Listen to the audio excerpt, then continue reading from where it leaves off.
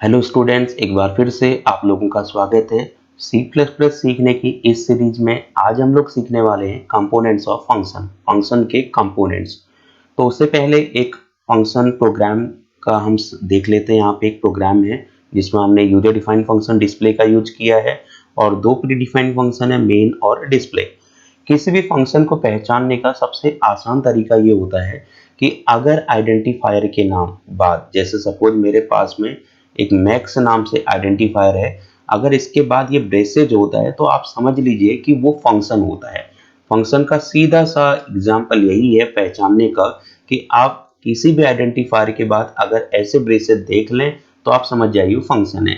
तो फिलहाल यहाँ पे हमारा डिस्प्ले के बाद ऐसा है तो ये डिस्प्ले फंक्शन है, मेन सेकंड फंक्शन हो गया और गेटसीएच तीसरा फंक्शन हो गया। तो फिलहाल हमारे प्रोग्राम में, इस प्रोग्राम में तीन फंक्शन यूज किए गए हैं। पहला डिस्प्ले जो यूजर डिफाइंड फंक्शन है, दूसरा मेन जो प्री डिफाइंड फंक्शन है और थर्ड और लास्ट है गेटसीएच जो प्री डिफाइंड फंक्शन है। अब किसी भी सी प्लस प्लस या सी या जावा के प्रोग्राम में कितने भी फंक्शन अकॉर्डिंग रिक्वायरमेंट हो सकते हैं, यानी कि हमारे प्रोग्राम में सिंगल फंक्शन भी हो सकता है या 10 फंक्शन हो सकते हैं या 20 हो सकते हैं या 50 फंक्शन। तो अकॉर्डिंग रिक्वायरमेंट हमारे प्रोग्राम में कितने भी फंक्शन हो सकते हैं, लेकिन किसी भी प्रोग्राम में मेन फंक्शन होता ही होता है, यानी कि मेन फंक्शन का होना कंपलसरी है। बिना मेन के कोई भी सी या सी प्लस प्लस का प्रोग्राम रन नहीं हो सकता है। तो इसलिए मेन फंक्शन कंपलसरी फंक्शन होता है, बाकी और जो फंक्शन है वो ऑप्शनल होते हैं। अकॉर्डिंग रिक्वायरमेंट कई बार यूज भी होते हैं और अकॉर्डिंग रिक्वायरमेंट कई बार यूज नहीं भी होते हैं। अब अगर हमारे फंक्शन में या प्रोग्राम में सपोज अगर 10 फंक्शन है तो सबसे पहले कौन सा फंक्शन एग्जीक्यूट होता है? तो उसका आंसर ये है कि जब भी प्रोग्राम रन होता है, भले हमारे प्रोग्राम में कितने भी फंक्शन क्यों ना हो, जब भी हमारा प्रोग्राम एग्जीक्यूट होगा तो सबसे पहले एग्जीक्यूट होने वाला जो फंक्शन होता है वो मेन फंक्शन होता है, यानी कि मेन फंक्शन सबसे पहले एग्जीक्यूट होता है। फिर कंट्रोल मेन फंक्शन के अंदर आता है और other function according requirement main function के अंदर से यूज किए जाते हैं या कॉल किए जाते हैं। तो फिलहाल यहाँ पे हमारा जो यूजर डिफाइंड फंक्शन है वो डिस्प्ले है, जिसको मैंने ग्रीन कलर में पूरा आपको दिखा रखा है। तो यहाँ void display int A B और ये तमाम चीज जो है, इतने फंक्शन को हम लोग यूजर डिफाइंड फंक्शन कहते हैं। तो ये जो कहलाएगा ये कहलाएगा फंक्शन डेफिनेशन पार्ट, इसको बोलेंगे हम लोग फंक्शन डेफिनेशन पार्ट। तो ये जो फर्स्ट पार्ट आता है फंक्शन डेफिनेशन पार्ट, ये हो गया। और ये जो कहलाएगा हमारा फर्स्ट लाइन फंक्शन डेफिनेशन का, इसको कहा जाता है फंक्शन प्रोटोटाइप या फंक्शन डिक्लेरेशन पार्ट। तो इसका नाम होगा फंक्शन प्रोटोटाइप या फंक्शन डिक्लेरेशन पार्ट। और तीसरा आता है फंक्शन कॉलिंग पार्ट, यानी कि हमारे प्रोग्राम में तीन मेन पार्ट होते हैं फंक्शन के। एक होगा पहला फंक्शन प्रोटोटाइप पार्ट, दूसरा होता है फंक्शन डेफिनेशन पार्ट, थर्ड और लास्ट होता है फंक्शन कॉलिंग पार्ट, यानी कि फंक्शन के तीन मेन कंपोनेंट्स होते हैं। तो फिलहाल फंक्शन प्रोटोटाइप, फंक्शन डेफिनेशन और फंक्शन कॉलिंग। जब भी फंक्शन कॉल होता है तो उस दौरान क्या होता है कि जो हमारा फंक्शन कॉल करता है उसे कहा जाता है कॉलर फंक्शन। तो यहां से किस फंक्शन के थ्रू कॉल हो रहा है? मेन के थ्रू कॉल हो रहा है, तो मेन को कहेंगे कॉलर फंक्शन, यानी कि जो फंक्शन किसी और फंक्शन को कॉल करता है उसे कॉलर फंक्शन कहा जाता है। और जिस फंक्शन को कॉल किया जाता है उसे कॉल्ड फंक्शन बोलते हैं, यानी कि यहाँ पे जो कॉल किया जा रहा है वो किसे किया जा रहा है? डिस्प्ले को। तो डिस्प्ले क्या हो गया? कॉल्ड फंक्शन हो गया। और कॉल कर कौन रहा है? मेन के अंदर से कॉल किया जा रहा है, इसलिए मेन क्या हो गया? कॉलर फंक्शन कहलाता है। अब जब भी हम फंक्शन को कॉल करते हैं तो जिस स्टेटमेंट के थ्रू कॉल किया जाता है वो कॉलिंग स्टेटमेंट कहलाता है या फंक्शन कॉल स्टेटमेंट कहलाता है। तो फंक्शन कॉल स्टेटमेंट के अंदर जो वैल्यू हम पास करते हैं उसको हम लोग एक्चुअल आर्ग्यूमेंट्स कहते हैं। तो यानी कि फंक्शन के अंदर जो वैल्यू पास की जाती या फंक्शन जिस वैल्यू को रिसीव करता है उन वैल्यूज को हम लोग आर्ग्यूमेंट या पैरामीटर कहते हैं। और फंक्शन कॉलिंग स्टेटमेंट के अंदर जो आर्ग्यूमेंट होता है वो कहलाता है एक्चुअल आर्ग्यूमेंट। तो फिलहाल दो तरीके के आर्ग्यूमेंट होते हैं। पहला आर्ग्यूमेंट होता है एक्चुअल आर्ग्यूमेंट और दूसरा आर्गुमेंट होता है फॉर्मल आर्गुमेंट। तो यहाँ पे जो एक्चुअल आर्गुमेंट है वो कौन है, n कॉमा m। तो n और m हो गए हमारे एक्चुअल आर्गुमेंट और फॉर्मल आर्गुमेंट कौन होता है, a कॉमा b। यानी कि फंक्शन डेफिनेशन पार्ट के अंदर जो आर्गुमेंट होते हैं उन्हें हम लोग फॉर्मल आर्गुमेंट कहते हैं। तो यहाँ फर्स्ट फॉर्मल आर्गुमेंट हो गया a, सेकंड फॉर्मल आर्गुमेंट हो गया b, और फर्स्ट एक्चुअल आर्गुमेंट हो गया n और सेकंड एक्चुअल आर्गुमेंट हो गया m। तो जब भी फंक्शन कॉल होता है तो एक्चुअल आर्गुमेंट की एक कॉपी फॉर्मल आर्गुमेंट के पास चली जाती है। तो फिलहाल यहाँ जैसे n की इनिशियल वैल्यू हमने क्या रखा था, यहाँ रखा था 5 और m की इनिशियल वैल्यू थी 10। अब जब फंक्शन कॉल होगा तो होता क्या है, देखिए यहाँ दो एक्चुअल आर्गुमेंट हैं, तो जितने एक्चुअल होंगे उतने ही क्या होंगे, फॉर्मल आर्गुमेंट होंगे। तो पहले यहाँ दो एक्चुअल आर्गुमेंट है तो दो फॉर्मल आर्गुमेंट भी होते हैं, और फर्स्ट एक्चुअल आर्गुमेंट की कॉपी पहले फॉर्मल आर्गुमेंट के अंदर जाती है। तो पहला फॉर्मल आर्गुमेंट कौन हो गया हमारा, a। तो इसके अंदर पहले एक्चुअल आर्गुमेंट की कॉपी जाएगी, यानी कि n की वैल्यू है 5, तो 5 किसके अंदर चला जाएगा, a के अंदर।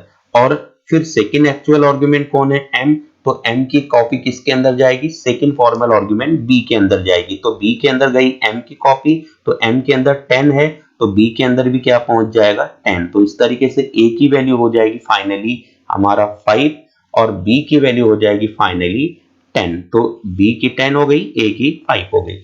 अब हम अंदर आएंगे, हमारे जो फंक्शन डेफिनेशन पार्ट की बॉडी में जो भी स्टेटमेंट लिखे होंगे वो एग्जीक्यूट हो जाते हैं। तो फिलहाल यहाँ हमने सिंपल सा प्रोग्राम लिखा जिसमें a और b का सम हो जाएगा।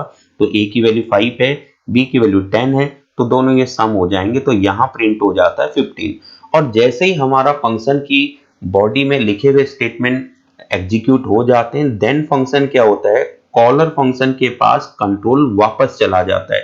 तो हमारा कॉलर फंक्शन कौन सा है, कॉलर फंक्शन है डिस्प्ले। तो फिर से यहां से क्या होगा, हमारा प्रोग्राम का जो कंट्रोल होगा वो वापस डिस्प्ले फंक्शन के पास चला जाता है। फिर हमारा गेट ch और प्रोग्राम क्या हो जाता है, खत्म हो जाता है। तो इस तरीके से किसी भी फंक्शन के अंदर तीन मेन पार्ट होते हैं। पहला होता है फंक्शन प्रोटोटाइप या फंक्शन डिक्लेरेशन पार्ट, सेकंड होता है फंक्शन डेफिनेशन पार्ट, और थर्ड होता है फंक्शन कॉलिंग पार्ट। अब हम इन्हें वन बाय वन समझते हैं। तो a function usually has three components. किसी फंक्शन के पास जनरली तीन कंपोनेंट होते हैं। नंबर वन, फंक्शन प्रोटोटाइप या function declaration. Function declaration informs the compiler about the function's name, type and number of argument it receives and type of value it returns. Function prototype के through किसी भी programme के function को ये पता चलता है कि उसका रिटर्न टाइप क्या है, यानी कि फंक्शन को प्रोसेसिंग के बाद कैसी वैल्यू रिटर्न करनी है या नहीं करनी। तो फिलहाल अभी के केस में क्या है, जैसे हमने void से पहले लिखा है, सॉरी डिस्प्ले से पहले लिखा है void। void का मतलब होता है डू नॉट रिटर्न वैल्यू, यानी कि फंक्शन क्या होगा, प्रोसेसिंग के बाद कोई भी वैल्यू रिटर्न नहीं करेगा, इसलिए यहाँ पे हमने मेंशन कर दिया है void। अगर हम चाहते हैं कि ये फंक्शन कोई वैल्यू रिटर्न करे तो हम क्या काम करेंगे, void की जगह पे रिटर्न टाइप लिखेंगे। अगर मैं यहाँ पे रिटर्न टाइप int लिखता हूँ तो इसका मतलब हमारा फंक्शन प्रोसेसिंग के अंत में इंटीजर टाइप की वैल्यू को रिटर्न कर सकता है। तो फिलहाल मैंने यहाँ पे लिखा डिस्प्ले, तो अंदर मैं लिख दूंगा int a int b। तो इसका मतलब क्या हुआ कि ये फंक्शन दो आर्गुमेंट को रिसीव करेगा इंटीजर टाइप का, और प्रोसेसिंग के बाद आखिरी में इंटीजर टाइप की वैल्यू को ही रिटर्न करता है। अगर मैं चाहता हूं कि ये फंक्शन इंटीजर टाइप की वैल्यू ना रिटर्न करके कैरेक्टर रिटर्न करे, तो int की जगह पे मैं क्या लिख दूंगा, कैर। यानी कि जैसी भी वैल्यू हम रिटर्न कराना चाहते हैं उससे रिलेटेड डेटा टाइप को यहाँ पे मेंशन कर दिया जाता है। अगर मुझे फ्लोटिंग टाइप की वैल्यू रिटर्न करनी है तो मैं यहाँ पे लिख दूंगा फ्लोट या डबल का यूज कर लेता हूँ। और बाकी अगर हम चाहते हैं कि फंक्शन कोई भी आर्गुमेंट रिसीव ना करे, देन मैं क्या लिखूंगा, वैल्यू तो रिटर्न करे इंट टाइप का, लेकिन कोई आर्गुमेंट अगर रिसीव नहीं करे तो हमारे अंदर पैरामीटर क्या हो जाएंगे, वो ब्लैंक हो जाते हैं। तो इस तरीके से जो void होता है वो रिटर्न टाइप होता है, और डिस्प्ले क्या है, फंक्शन का नाम। यानी कि यहाँ पे डिस्प्ले अकॉर्डिंग रिक्वायरमेंट कुछ भी हो सकता है, डिस्प्ले की जगह स्टूडेंट या प्लेयर या एक्टर, में किसी भी फंक्शन को जिसको भी कॉल करना चाहता हूं उसका नाम यहाँ पे मेंशन करते हैं। अगर अब फंक्शन जितने भी हमारे आर्गुमेंट रिसीव करने वाला है उनके अकॉर्डिंग यहाँ पे पैरामीटर लिस्ट को मेंशन किया जाता है। जैसे सपोज यहाँ इसके अकॉर्डिंग क्या है, हमारा ये डिस्प्ले फंक्शन दो इंटीजर टाइप के आर्गुमेंट को रिसीव करेगा।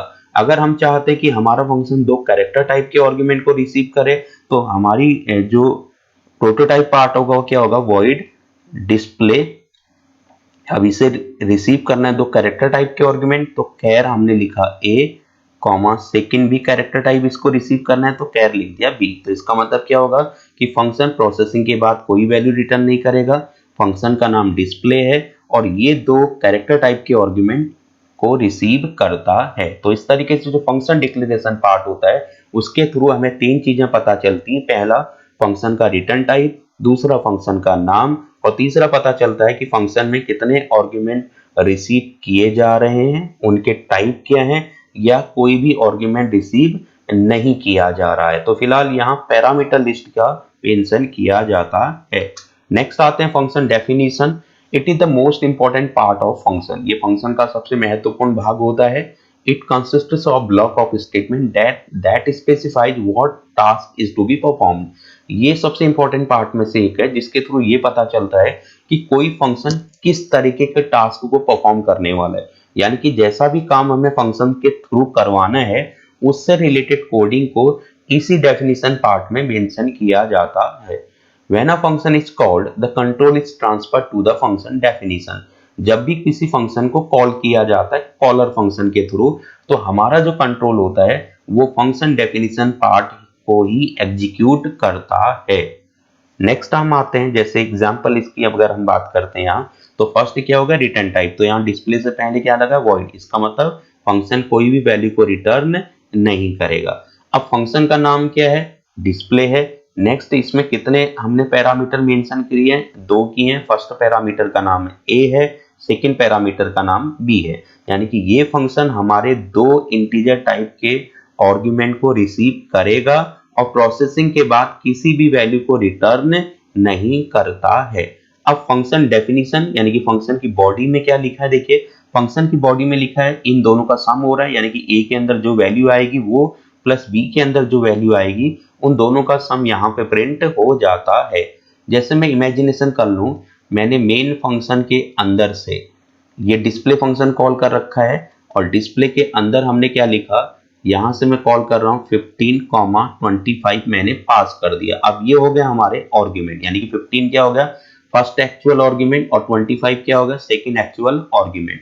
तो जब फंक्शन कॉल होता है तब क्या होता है, हमारा कंट्रोल फंक्शन कॉलिंग स्टेटमेंट से फंक्शन डेफिनेशन स्टेटमेंट के पास ट्रांसफर हो जाता है। तो अब यहाँ फर्स्ट जो एक्चुअल आर्गुमेंट है 15, वो कहां पे जाएगा, फर्स्ट फॉर्मल आर्गुमेंट के अंदर चला जाता है। तो फर्स्ट फॉर्मल आर्गुमेंट है ए, तो ए के अंदर क्या वैल्यू पहुंच जाएगी 15। ऐसे हमारा सेकंड एक्चुअल आर्गुमेंट क्या है 25 और इसकी वैल्यू किसको मिलेगी, सेकंड फॉर्मल आर्गुमेंट बी को मिलेगी, यानी कि बी के अंदर आ जाएगा 25 और ए के अंदर आ जाएगा 15। फिर हमारी जो फंक्शन की बॉडी में स्टेटमेंट है वो एग्जीक्यूट होते हैं। तो यहाँ पे क्या प्रिंट होने वाला है, ए प्लस बी। तो ए की वैल्यू है 15, बी की वैल्यू है 25, दोनों का सम प्रिंट होगा। तो दोनों का सम क्या है 40, तो यहाँ पे 40 प्रिंट हो जाएगा। फिर हमारा जैसे ही फंक्शन की बॉडी इसके स्टेटमेंट फिनिश हो जाते हैं तो वापस जो कॉलिंग जो हमारा कंट्रोल होता है वो कॉलर फंक्शन की तरफ ट्रांसफर हो जाता है। तो फंक्शन फिर से कहाँ चला जाएगा, फिर से वो डिस्प्ले फंक्शन के लास्ट में, यहाँ कॉलिंग स्टेटमेंट के लास्ट में चला जाएगा और हमारा प्रोग्राम क्या हो जाता है, फिनिश हो जाता है।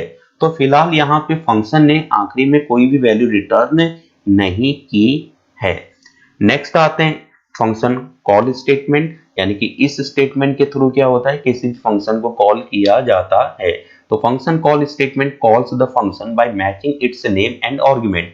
जब भी कोई फंक्शन कॉल होता है तो वो मैच करता है नेम को फंक्शन का और उसके आर्गुमेंट को मैच करता है। जैसे सपोज एक मेन फंक्शन है, मेन के अंदर से मान लीजिए मैंने डिस्प्ले एक फंक्शन को कॉल किया है और डिस्प्ले फंक्शन के अंदर हमने यहाँ से कोई भी आर्गुमेंट पास नहीं किया है, तो ये हो गया हमारा मेन फंक्शन। अब सपोज हमारे फंक्शन में दो प्रोग्राम में दो फंक्शन मैंने बनाए, एक ये होगा डिस्प्ले जिसके अंदर मैंने इंटीजर टाइप का एक आर्गुमेंट ए दे रखा है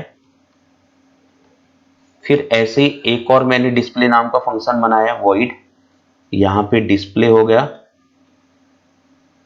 और इसके अंदर कोई भी आर्गुमेंट हमने नहीं दिया। तो फिलहाल मैंने दो यूजर डिफाइंड फंक्शन यहाँ बना लिए डिस्प्ले नाम से, फर्स्ट ये है, सेकंड ये है। अब जब हम डिस्प्ले कॉलिंग स्टेटमेंट हमारा ये हो गया, अब जब ये फंक्शन को कॉल करेगा तो सबसे पहले क्या देखता है कि डिस्प्ले नाम वाला फंक्शन कौन है। तो पहले अगर वो इसके पास जाएगा तो देखिए नेम तो मैच हो गया कि यहाँ पे डिस्प्ले नाम इसका भी है, डिस्प्ले इसका भी है, इसलिए नेम तो मैचिंग हो रही है।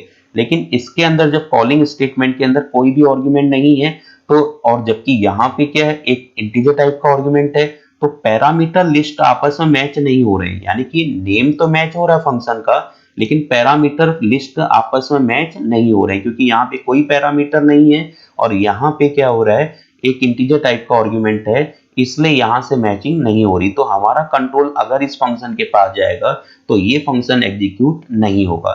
फिर वो मैचिंग करने के लिए इस फंक्शन के पास जाएगा, तो यहाँ पे क्या हो रहा है, देखिए नेम है डिस्प्ले, तो यहाँ भी नेम क्या है, डिस्प्ले, यानी कि फंक्शन का नेम मैच कर रहा है। फिर आते हैं पैरामीटर लिस्ट की मैचिंग करते हैं, तो पैरामीटर लिस्ट क्या है, यहाँ भी कोई नहीं है और यहाँ भी कोई नहीं है, जिस कारण हमारा ये दोनों यानी कि पैरामीटर लिस्ट भी मैच होता है प्लस फंक्शन का नाम भी मैच होता है, इसलिए ये फंक्शन क्या हो जाता है, एग्जीक्यूट हो जाता है। तो इस तरीके से जब भी फंक्शन कॉल होता है तो सबसे पहले वो अपने नेम का मैचिंग करता है, फिर अपने पैरामीटर लिस्ट को मैच करने की कोशिश करता है, और जहां पर उसका पैरामीटर लिस्ट और उसका नाम मैच हो जाता है एग्जैक्टली वही फंक्शन कॉल हो जाता है। तो इस तरीके से हमारे किसी भी यूजर डिफाइंड फंक्शन या किसी भी फंक्शन का तीन मेन पार्ट होते हैं। पहला होता है फंक्शन डिक्लेरेशन या function prototype part, second part होता है फंक्शन डेफिनेशन पार्ट, और तीसरा और आखिरी होता है फंक्शन कॉलिंग पार्ट। तो उम्मीद है आपको आज का टॉपिक समझ में आया होगा। Thank you.